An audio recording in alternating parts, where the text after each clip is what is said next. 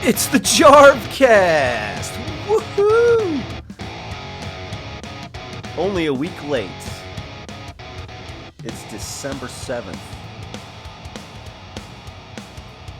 And welcome to the Jarvcast. I'm your host, John Jarvis, coming to you live from my bedroom.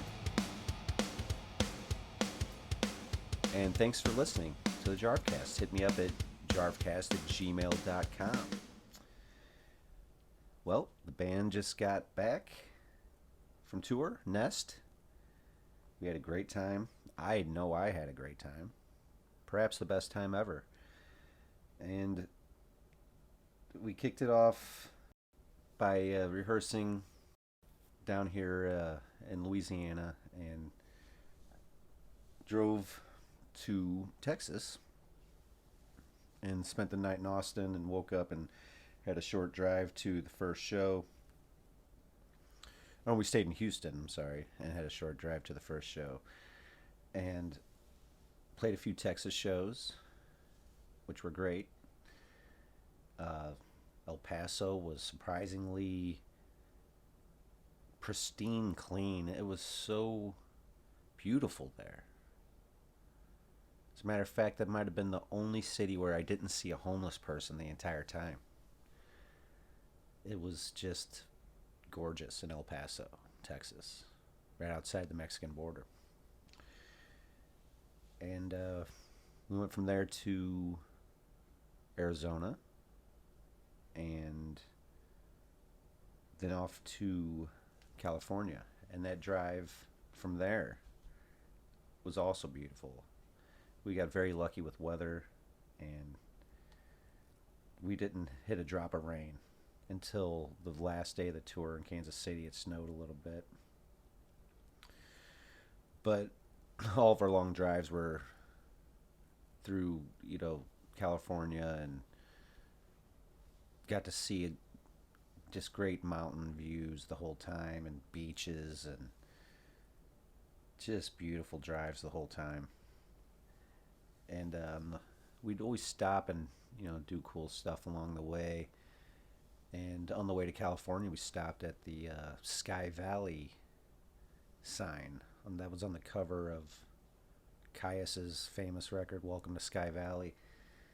And it's a newer sign, but it's at the same location. So we got a cool band photo there. And then, we go to LA for the first show. It's on Santa Monica Boulevard, and we're walking around. Went to the celebrity, I forgot what it's called, Hollywood Forever Cemetery. And I mean, there was like Chris Cornell's grave, Mark Lanigan's grave was there, Burt Reynolds, Judy Garland. They had a little Toto memorial to Toto. And that was right by the venue, so that was walking distance. It's something cool we got to see there. And we stopped the Spawn Ranch, which is another place I'd never been. And that's, of course, the site of many films and TV shows. Bonanza was filmed there. A lot of old westerns were filmed there, but probably most notoriously known for where Charles Manson lived with the family, the Manson family. That's where they were staying during the Sharon Tate murders and all that. So we got to go check that out, and then drove up to Trascadero, which was probably the best show of the tour. It was a big party night, the night before Thanksgiving.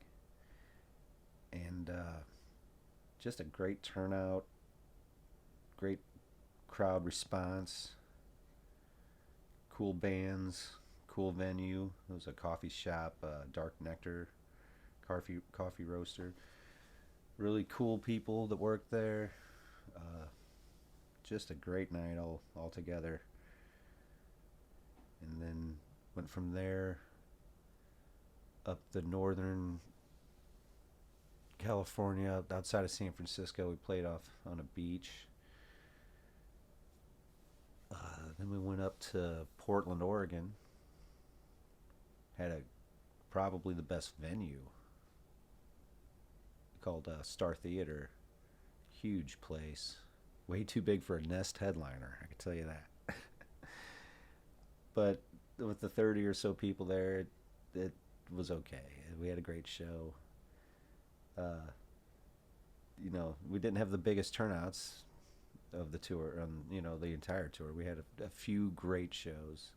Uh, St. Louis was a last minute addition that probably the most nervous I've ever been. Like pre-show, like should we be doing this concert?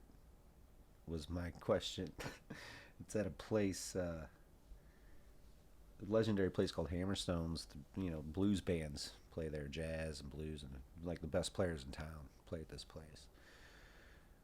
So it's kind of known to have this, the same genre every night. You're going to get a blues band there. And they said they'd let us do a half-hour set under the premise that we keep our amps turned down.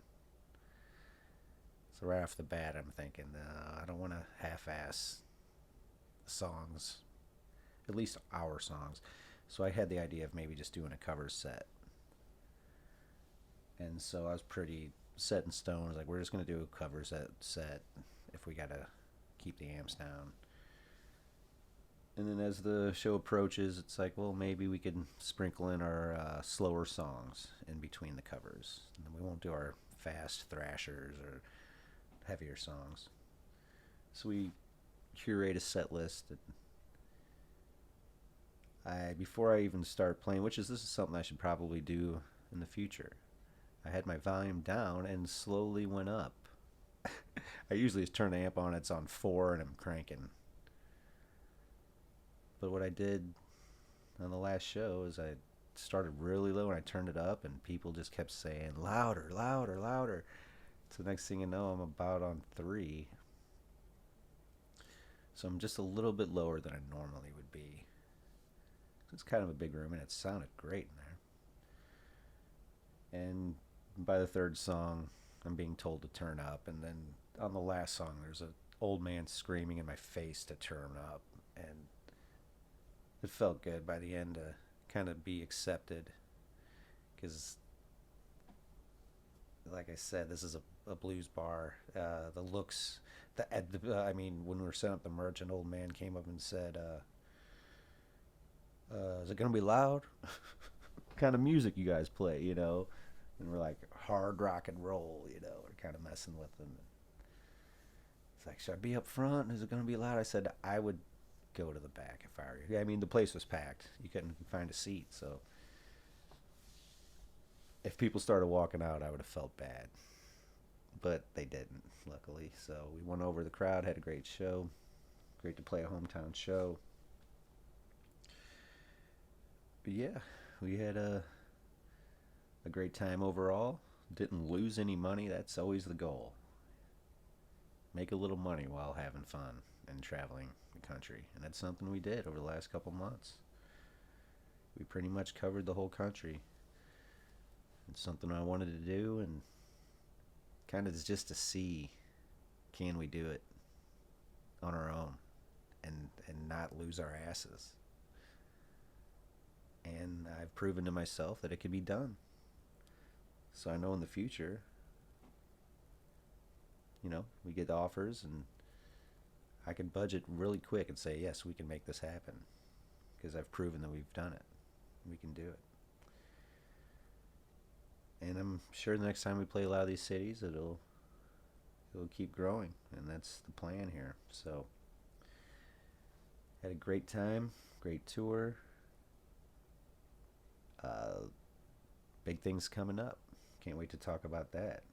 Of course, got to keep that a secret. But we got some real big news to share. I know that's local bands say that stuff, and big news coming. But I can say, honestly, there's some big fucking news coming. All right. And excited about that. And maybe in a couple months, well, guaranteed in a couple months, we'll be talking about that. But yep, things are looking good for the Nesty Peeps. And for the St. Louis Cardinals, my favorite baseball team. Of course, if you've been listening or watching baseball, you know the last year was the worst Cardinals season ever. Well, we ran into some luck over the last couple of days, and over the last month, we've signed three starting pitchers. I think I was talking about how we needed at least three. Well, we got a couple above average guys, I'd say, but I mean, maybe downtrending all three of the guys. I mean, these aren't guys on their upside. They're kind of, I'd say, on the downside of their careers, but maybe Sonny Gray isn't. He was a Cy Young runner up last year, so he'll be the ace of the staff. Sonny Gray, welcome to the team. It's exciting to have a star pitcher on the team, finally. Someone that's okay, we could put this guy up just against about any lineup and have a chance. Because if you got a good defense like we do, Sonny Gray's going to do great. He's not going to strike out everybody, but like I said, good defense, backing him up, he'll do great. And that's the one thing I'm worried about is how the Cardinals are talking about Tommy Edman playing center field every day. Now, he's great in center field, I'm sure. He might win a gold glove out there, too. But we know he can win a gold glove at shortstop or second base. So, since we know we got this Mason Wynn kid playing short, and he's going to win gold gloves probably, too, and then you got the gold glover at third and the gold glover at first, why not keep that gold glover at second and have the best infield defensively in baseball? And then Nolan Gorman can DH every day. Every day.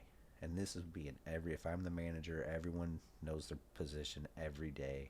And Tommy Edman, you're leading off and playing second base every day if I'm the manager.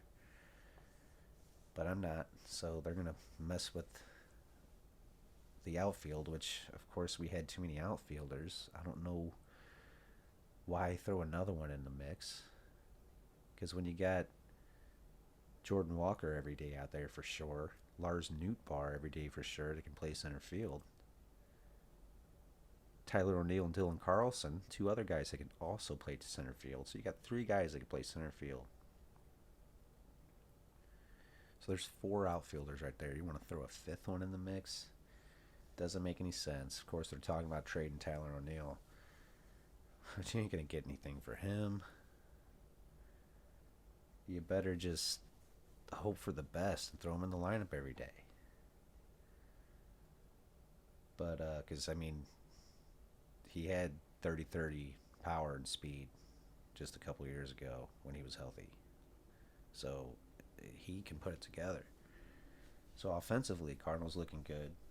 And with Lance Lynn and Kyle Gibson signed also, our rotation looks way better than it did a month ago. Way, way better. Now, I'm not talking World Series yet, but if we sign one more good pitcher and beef up that bullpen, then I would be talking the World Series, because the offense, I think, will click, and they're that good because they're on the upside. The only two guys are they're superstars, are Arenado and Goldschmidt. They're getting older, but they're still great players.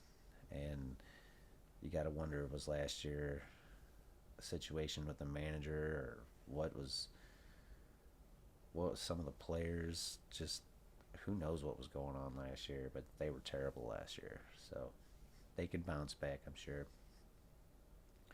But yeah, then the other day they had a lottery where the Cardinals ended up with the 7th pick in the first round next year. So that'll be the first time in 20-something years that we had a first-round pick in the draft. And they were saying it was J.D. Drew last time, is who we drafted, and he was going to be the next Mickey Mantle and all this. And he had a great career, but he didn't live up to the hype. So let's see who we get this time around and see if the young player can live up to the hype this time. So it's exciting, looking towards the future for the Cardinals.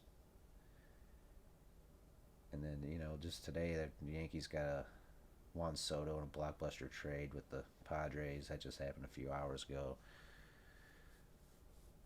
So Yankees are getting better. Teams are finally starting to move. Once Shohei Ohtani signs somewhere, of course, then all the rest of the dominoes will begin to fall. But yeah, it's the winter meetings. Teams are making their moves, and finally the Cardinals are making some good ones, I must say. Good job. I'll call you out, Mosaic, and I have been for the last couple of years, because you've made some terrible moves. I understand you can't win them all, but you made like 20 bad ones in a row. But here's a couple good ones. So I'm looking forward to baseball. And I'm looking forward to next month's Jarvcast. It'll be around New Year's Eve. Merry Christmas, everyone. Happy holidays. Happy New Year. If I don't see you till next year. But thanks for listening. And have a good one. Cheers.